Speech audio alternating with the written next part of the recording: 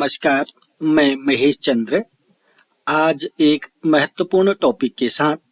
Topic का नाम है काव्य अलंकार सूत्राणी, वामन जी द्वारा रचित है, जिसका प्रथम अधिकरण द्वितीय अध्याय से संबंधित व्याख्या प्रकरण आपके सम्मुख रख रहा हूं। इससे पूर्व काव्य अलंकार सूत्राणी प्रथम अधिकरण का प्रथम अध्याय हम पढ़ चुके हैं। उम्मीद करता हूं आपने प्रथम अधिकरण प्रथम अध्याय का अध्ययन भली भांति कर लिया होगा। आइए आज हम काव्य अलंकार सूत्राणी प्रथम अधिकरण द्वितीय अध्याय पर चर्चा करेंगे। आपको मालूम होगा काव्य अलंकार सूत्राणी किसने लिखा है? तो यह वामन जी ने लिखा है। ठीक है ना। चलिए, तो प्रथम अधिकरण द्वितीय अध्याय में प्रथम कारिका सूत्र है अरोचकिनः सत्रिण अव्यवहारिणः च कवयः। अरोचकिनः सत्रिण अव्यवहारिणः, च माने और होता है, ठीक है ना। कवय माने कवि। कवि के दो प्रकार के होते हैं। कवय माने कवि। कवि कितने प्रकार के होते हैं? दो प्रकार के। अब दो तो नहीं लिखा है ना यहाँ पर, तो कवि दो, उनके नाम लिखे हैं। कवि दो प्रकार के होते हैं, और पहला अरोचकी, दूसरा सत्रिण अव्यवहारी। जैसा कि आपको कारिका सूत्र में दिख रहा होगा, कवयः माने कवि।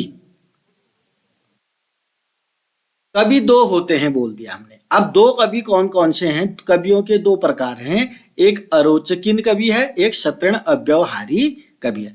अरोचकी और चौ का मतलब होता है और, सत्रिण अव्यवहारी कवि होते हैं, यानी कि दो प्रकार के कवि होते हैं। आप समझ गए होंगे कारिका सूत्र को। अरोचकी और सत्रिण अव्यवहारी दो प्रकार के कवि होते हैं। जब आपका काव्य अलंकार सूत्राणी प्रथम अधिकरण का द्वितीय अध्याय प्रारंभ होता है, तो यहाँ पर अधिकारी का निरूपण किया गया है। ये थोड़ा बहुत आपको याद रहना चाहिए। तो अधिकारी के विषय में क्या लिखा है? अधिकारी निरूपण में लिखा है अरोचकिनः सत्रिण अव्यवहारिणः च कवयः। बस आपको केवल कुछ नहीं करना, पढ़ना है। पढ़ना आ चुका है तो आप इसका उत्तर समझ गए होंगे, इसका अर्थ समझ गए होंगे। कवि दो प्रकार के बताए गए हैं, एक अरोचकिन कवि और दूसरा सत्रिण अव्यवहारी। सत्रिण अव्यवहारी, ठीक है ना। अब अगर ये परीक्षा में पूछ लिया जाता है तो सबसे पहले आपको संदर्भ लिखना पड़ता है, प्रसंग लिखना पड़ता है, और उसके बाद व्याख्या लिखनी पड़ती है। तो बार बार बोल रहा हूं, संदर्भ, प्रसंग और व्याख्या। तो संदर्भ के लिए क्या लिखोगे? प्रस्तुत कारिका सूत्र काव्यालंकार सूत्राणी के प्रथम अधिकरण के द्वितीय अध्याय से लिया। प्रथम अधिकरण के द्वितीय अध्याय से लिया गया है, जिसके रचयिता आचार्य वामन जी हैं। ठीक है ना। अब आपको प्रसंग लिखना है। प्रस्तुत कारिका सूत्र में अधिकारी निरूपण करते हुए कवि के दो प्रकार बताए गए हैं, तब जाकर के आप इसकी व्याख्या लिखोगे। वो तो मैं संदर्भ आपको समझ में आता होगा, प्रसंग आपको आता ही है। वो तो फिर भी मैं कुछ बच्चों के लिए, जो बच्चे संदर्भ प्रसंग को इधर उधर कर देते हैं, उनके लिए बोल रहा हूँ। संदर्भ लिखना है, प्रसंग लिखना है, उसके बाद व्याख्या लिखना है। अब व्याख्या के लिए आपको बहुत कुछ ज्यादा ही लिखना चाहिए, 10-15 एक पेज तक तो लिखना ही चाहिए। अरोचकिनः सत्रिण अव्यवहारिणः च कवयः। अधिकारी निरूपण में कहा गया दो प्रकार के कवि होते हैं, अरोचकी और सत्रिण अव्यवहारी। अरोचकी और सत्रिण अव्यवहारी गौणार्थक हैं। इन दोनों के विवक्षित अर्थ क्रमशः विवेकित्व और अविवेकित्व हैं। थोड़ी बहुत व्याख्या के लिए आपके लिए बोल देता हूं। कवि के दो प्रकार क्यों बताए गए हैं? अरोचकी और सत्रिण अव्यवहारी दो प्रकार के कवि इसलिए बताए गए हैं क्योंकि एक विवेकी होता है और एक अविवेकी होता है। पहला वाला अरोचकी कवि जो है विवेकी होता है। विवेक का मतलब विवेक होता है जिसके अंदर। विवेक का मतलब क्या होता है? अच्छे बुरे की परख करके अच्छाई के रास्ते पर जाना और बुराई के रास्ते को छोड़ देना। ये बहुत ज़्यादा इम्पोर्टेंट गुण होना चाहिए हर किसी व्यक्ति में, तो उसको कहते हैं विवेकी। विवेकी किसको कहा हमने? जो व्यक्ति अच्छे बुरे की परख करे, यह अच्छा है यह बुरा है, और जब उसको पता चल जाए यह अच्छा है यह बुरा है, तो बुरा है तो बुरे को दूर करे, बुराई के रास्ते पर ही न जाए, और अच्छा है तो अच्छाई के रास्ते पर जाए, इसको कहते हैं विवेकी। और विवेकी कौन होता है? अरोचकी कवि होता है। उसका उल्टा अविवेकी होता है, उसको आप शतृण अव्यवहारी कवि कह सकते हैं। तो अरोचकी और शतृण अव्यवहारी दो प्रकार के जो बताए गए हैं, एक विवेकी होता है, विवेकी का मतलब विवेचनशील भी होता है, विवेचना करने वाला, सोचने वाला। अविवेकी का मतलब अविवेचनशील। चलिए अगली स्लाइड में जाते हैं। पूर्वे शिष्या विवेकित्वात्, जैसे कि मैंने बोला, देखो दूसरी कारिका सूत्र आ चुकी है ना, प्रथम अधिकरण द्वितीय अध्याय में दूसरी कारिका सूत्र में क्या? पूर्वे शिष्या विवेकित्वात्। पूर्वे माने पहले वाला। प्रकार के कवि थे ना, एक अरोचकी कवि था, एक शतृण अव्यवहारी। पूर्वे शिष्या, पूर्वे माने पहले वाला, शिक्षा प्राप्त करने योग्य। पहले वाला कौन था? अरोचकी था। पूर्वे शिष्या, कौमा लगा रखा, पहले इतना ही समझ जाइएगा। पूर्वे शिष्या, शिष्या का मतलब शिक्षा प्राप्त करने योग्य है। पहले वाला जो अरोचकी कवि है वह शिक्षा प्राप्त करने योग्य है। क्यों है? क्योंकि विवेकित्वात्, क्योंकि उसके अंदर विवेक पाया जाता है। अरोचकी कवि के अंदर विवेक होता है, इसलिए वह शिक्षा प्राप्त करने योग्य है। क्लियर है ना? पहले ही बता दिया, इसके पास विवेक होता है। और विवेक क्या होता है ये भी आपको बता दिया। विवेचनशील होता है ये। कौन? अरोचकी कवि, इसलिए यह शिक्षा प्राप्त करने योग्य है। पूर्वे शिष्या विवेकित्वात्, पहले वाला जो अरोचकी कवि है वह विवेकी होता है, इसलिए वह शिक्षा प्राप्त करने योग्य होता है। अब दूसरे की बात करें तो दूसरा विवेकी नहीं होता है, इसलिए वह शिक्षा प्राप्त करने योग्य नहीं है। आप बताइए दूसरा कौन है? दूसरा है शतृण अव्यवहारी। देखो दो प्रकार के कवि बताए, एक अरोचकी, एक शतृण अव्यवहारी। पहले वाला जो है शिक्षा प्राप्त करने योग्य है, क्योंकि इसके अंदर होता है विवेक, होता है विवेचनशील होता है यह, इसलिए यह शिक्षा प्राप्त करने योग्य। दूसरा शतृण अव्यवहारी जो है विवेकी नहीं होता है, अविवेकी होता है, इसलिए वह शिक्षा प्राप्त करने योग्य नहीं है। यहीं पर बता दिया हमने दोनों के बारे में। चलिए, पूर्वे शिष्या विवेकित्वात्, इन दोनों में प्रथम विवेकी होने के कारण शिक्षा प्राप्त करने योग्य है। प्रथम प्रकार का कवि विवेचनशील होने से शासन करने योग्य है, तो विवेचनशील है ये पहले वाला, ठीक है ना। अब ये दूसरी कारिका सूत्र आ गया, इसका आपको संदर्भ आना चाहिए, प्रसंग आना चाहिए, व्याख्या आना चाहिए। तो आपको संदर्भ अगर आता है तो कमेंट बॉक्स में लिख लीजिएगा, प्रसंग भी लिख लीजिएगा, 1-2 लाइन का होता है। व्याख्या के लिए आपको सबसे पहले इसका अर्थ आना चाहिए, फिर जाकर के आप इसके बारे में ज्यादा से ज्यादा लिखने की सामर्थ्य रखनी होगी आपको, इसके लिए आपको विशेष अध्ययन करना होगा।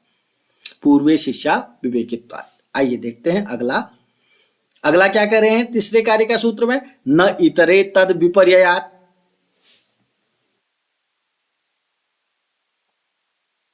न इतरे तद विपर्ययात्, न माने नहीं, इतरे माने अन्य। वहां पर पूर्वे लिखा है पहले वाला, यहाँ इतरे लिखा है। जब नेतरे शब्द पढ़ोगे ना, नौ धन इतरे, नौ मने नहीं, इतरे मने अन्य। अन्य कौन है यहाँ पर? जो शतृण अव्यवहारी है, वह तद विपर्यय होने से शिक्षा प्राप्त करने योग्य नहीं है। बस तद विपर्यय का मतलब उल्टा होने से। किसका उल्टा? विवेकी का उल्टा होना चाहिए। न इतरे का मतलब जो अन्य है, अन्य, इसको समझिएगा, पहले पढ़ना समझ लीजिएगा।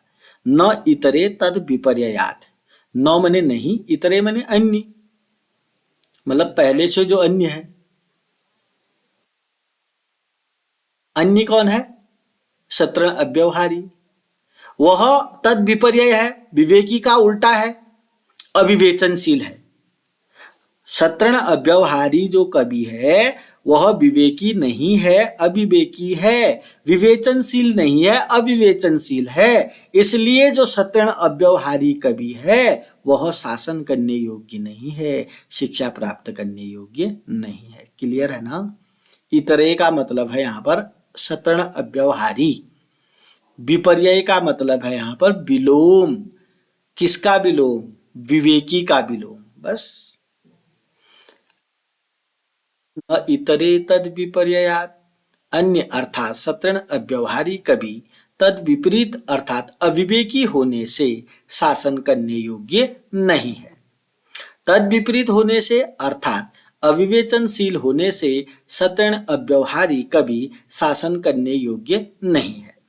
तो आप तो ये समझ गए होंगे कि पहले वाला कवि शासन करने योग्य है, शिक्षा प्राप्त करने वाला है, करने योग्य। दूसरा वाला सत्रण अव्यवहारी शिक्षा प्राप्त करने योग्य नहीं है। क्यों नहीं है? क्यों है ये भी पता है, क्योंकि एक विवेकी है, विवेकी होने के कारण शिक्षा प्राप्त करने योग्य, एक अविवेकी है, इसलिए भी वह शिक्षा प्राप्त करने योग्य नहीं है। फिर भी आपको कारिका सूत्र 3 को पढ़ना आना चाहिए अच्छे से, न इतरे तद विपर्ययात। फिर भी आपको समझने में समय देना चाहिए इसको। तो बच्चों, आपको इसका संदर्भ आना चाहिए, प्रसंग आना चाहिए, व्याख्या आना चाहिए। इसके लिए आपको विशेष तैयारी करनी होगी। स्क्रीनशॉट ले सकते हैं, पॉज कर सकते हैं, पढ़ सकते हैं। आगे देखते हैं क्या करें। न शास्त्रम अद्रव्येषु अर्थवत। न शास्त्रम अद्रव्येषु अर्थवत। समझिए, न मने नहीं, शास्त्रम मने शास्त्र, अद्रव्येषु, अद्रव्येषु का मतलब यहां पर है अविवेकी। अर्थवत, सारे शब्द नौ तो अलग किया ही है। शास्त्रम, शास्त्रम पढ़े, शास्त्र जो होता है। अद्रव्येषु है, शास्त्रम के बाद अद्रव्येषु लिखा है। अद्रव्येषु का मतलब होता है जो अविवेकी है। अर्थवत बने सार्थक होता है, अर्थवत। कहने का मतलब है शास्त्र जो होता है अविवेकी व्यक्तियों में सार्थक नहीं होता है। समझ गए होंगे आप। सबसे पहले काम क्या है? कारिका सूत्र को पढ़ना सीखिएगा। फिर 3-4 शब्द जो अलग अलग है सबके अर्थ सीखिएगा, मीनिंग। तब जाकर के आप इसको समझने का प्रयास करेंगे। न शास्त्रम अद्रव्येषु अर्थवत, जो शास्त्र है अविवेकी व्यक्तियों में सार्थक नहीं होते हैं। मतलब ये मान के चलिए, अविवेकी जो अविवेकी है ना, जिसके अंदर विवेकी नहीं है, अविवेचनशील जो है, उनके लिए सार्थक नहीं होता है शास्त्र। प्रभाव नहीं पड़ता है। आपने सुना होगा ना, दुष्ट और मूर्ख को 100 बार 100 शिक्षक भी पढ़ाए ना, तब भी वो सज्जन नहीं बन सकता। ये वाली बात है। विवेकी को ही अध्ययन कराओ, विवेकी को अध्ययन पढ़ाओगे, अध्ययन कराओगे तो उसको कुछ समझ में भी है। अब अविवेकी को आप बार बार पढ़ाओ, उसके अंदर कुछ नहीं इंप्रूव होने वाला, वो वैसे ही के वैसे ही रहेगा। इसलिए कह दिया गया जो अविवेकी है ना, उस पर सार्थक नहीं होता है शास्त्र। जो अविवेकी होते हैं शास्त्र उस पर सार्थक नहीं, अर्थवत होते ही नहीं। अर्थ कुछ फर्क ही नहीं पड़ता है। जैसे कक्षा में 100 बच्चे बैठे हैं तो हो सकता है 10 बच्चों को समझ में नहीं आए, तो वह 10 बच्चे जो है बहुत खतरनाक लेवल के होते हैं। जब 90 बच्चों को समझ में आ रहा है, 10 बच्चों को समझ में आ रहा है, तो बच्चों में ही कुछ है। बच्चे के अंदर अविवेचनशीलता ज्यादा है, बच्चे विवेकी नहीं, उसके अंदर कमियां हैं। तो न शास्त्रम अद्रव्येषु अर्थवत का मतलब है जो शास्त्र है अविवेकी व्यक्तियों में सार्थक नहीं होते हैं। विशेष तैयारी के लिए आप इसको स्क्रीनशॉट लेकर के, पॉज कर करके, लिख करके अध्ययन कर सकते हैं। न शास्त्रम अद्रव्येषु अर्थवत, अविवेकी व्यक्तियों में शास्त्र सार्थक नहीं होता है। जो विवेकहीन व्यक्तियों में शास्त्र सार्थक नहीं होता है। क्लियर है? चलिए, बहुत कुछ इस पर बोला जा सकता है, पर आप व्याख्या के लिए जरूर इस पर विचार करें, विवेचनशील बने, विवेकी बने। आप कितना लिखना है, क्या लिखना है, कैसे पढ़ना है, ये तुम्हारे अंदर विवेक होगा तभी करोगे। ठीक है ना? विवेकी अविवेकी को अपने जीवन में भी उतार लें, तो विवेकी होना बहुत जरूरी है। अविवेकी के लिए तो शास्त्र ही सार्थक नहीं है, इतना तक बोल दिया है। अविवेकी मत बने। ठीक है ना? चलिए आगे। इसके लिए कि अविवेकी के लिए जो है शास्त्र सार्थक नहीं होते, इसके लिए एक एग्जाम्पल दिया है, उदाहरण। न कतकम पंक आदनाई। न कतकम पंक, कतक का मतलब होता है बच्चों रिट्ठी का फल, रीठा। आपने गांव में देखा होगा रिट्ठी का फल होता है, रीठा, रिठ आ गया होगा, मैं खाली बार बार बोल रहा हूं। कतक का मतलब रिट्ठी फल, पंक माने कीचड़, प्रसादनाय माने साफ करना। तो की जो रिट्ठी फल होता है ना, वह कीचड़ को साफ नहीं कर सकता। इतने से आपका अभी आपको समझ में नहीं आए, ये उदाहरण है बच्चों। ये उदाहरण क्यों दिया गया है? अविवेकी व्यक्तियों में शास्त्र सार्थक नहीं होते हैं, इसको समझाने के लिए उदाहरण दिया है। जो रिट्ठी फल है वह कीचड़ को साफ नहीं कर सकता। अब पंक माने कीचड़ होता है, प्रसादनाय माने साफ करना, कतक माने रिट्ठी का फल, नौ माने नहीं। रिट्ठी का फल जो है कीचड़ को साफ नहीं कर सकता। रिट्ठी का फल जो है विकृत जल को साफ कर सकता। अब रिट्ठी का फल क्या कर सकता है, रिट्ठी का फल क्या नहीं कर सकता है? शास्त्र ज्ञान क्या कर सकता है, शास्त्र ज्ञान क्या नहीं कर सकता है? शास्त्र का फर्क विवेकी जनों पर ही पड़ता है, और अविवेकियों पर उस पर कोई अर्थ सार्थक नहीं होता। वैसे ही जो रिट्ठी फल है ना, वह विकृत जल को तो साफ कर देता है, लेकिन वह कीचड़ को साफ कर नहीं सकता। कौन? कीचड़ को साफ कौन नहीं कर सकता? रिट्ठी फल, रीठा, जिससे साबुन भी बनते हैं, कहते हैं झाग निकलता है ना उससे। हाँ, तो रिट्ठी का फल जो है विकृत दूषित जल को तो साफ कर सकता है, लेकिन कीचड़ को साफ नहीं कर सकता है। अब कीचड़, अविवेकी को मान लीजिए, शास्त्र ज्ञान, शास्त्र जो है ना, अविवेकी व्यक्ति के मन के अंदर जो मैल है, अज्ञानता है, उसको दूर नहीं कर सकता। और जो शास्त्र ज्ञान है, थोड़ा बहुत जो विवेकी है उनके मन में जितने भी अज्ञानता है उसको दूर कर सकता है। तो ये एग्जाम्पल जो है काम आएगा आपका बहुत ही। इस जो मैंने द्वितीय अध्याय में जो जितना भी पढ़ाया, ये एग्जाम्पल वेरी इंपॉर्टेंट होगा, इसलिए इसको विशेष तरीके से देख लें। रिट्ठी का फल कीचड़ को साफ नहीं कर सकता।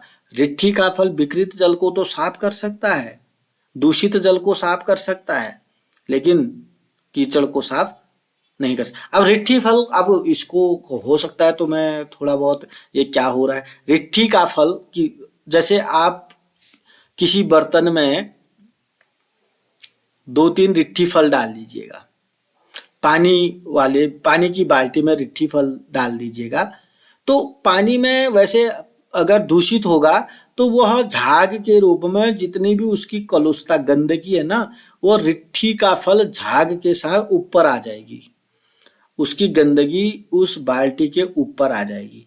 तो आप उस झाग को किसी से भी निकाल करके, यानी कि पानी के अंदर जो गंदगी है वो आराम से बाहर आ सकती है। कहने का मतलब ये कितना सही कितना गलत, रिट्ठी का फल जो है विकृत जल को साफ करने में समर्थ होता है और कीचड़ को साफ करने में समर्थ नहीं होता है। बस इतना ही आपको इसमें सीखना है।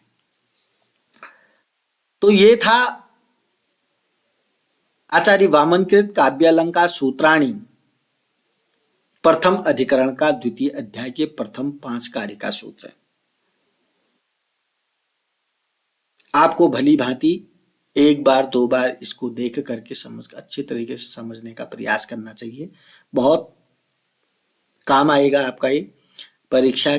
ये हमें 4th सेमेस्टर के बच्चों के लिए बनाई गई वीडियो है, लेकिन जो नेट, पीएचडी, अल्टी, लेक्चरर आदि प्रतियोगी परीक्षाओं में प्रतिभाग कर रहे हैं, उनकी तैयारी कर रहे हैं, वो भी इस वीडियो से काफी कुछ सीख सकते हैं। तो अभी तक चैनल को सब्सक्राइब नहीं किया तो सब्सक्राइब करेंगे, वीडियो को लाइक करेंगे, कमेंट करेंगे, कमेंट में संदर्भ जरूर लिखेंगे और अपने प्रत्येक दोस्तों के साथ इसे शेयर करेंगे। अगली वीडियो में अगले 5 कार्य का सूत्रों को लेकर आऊंगा। तब तक के लिए नमस्कार, धन्यवाद।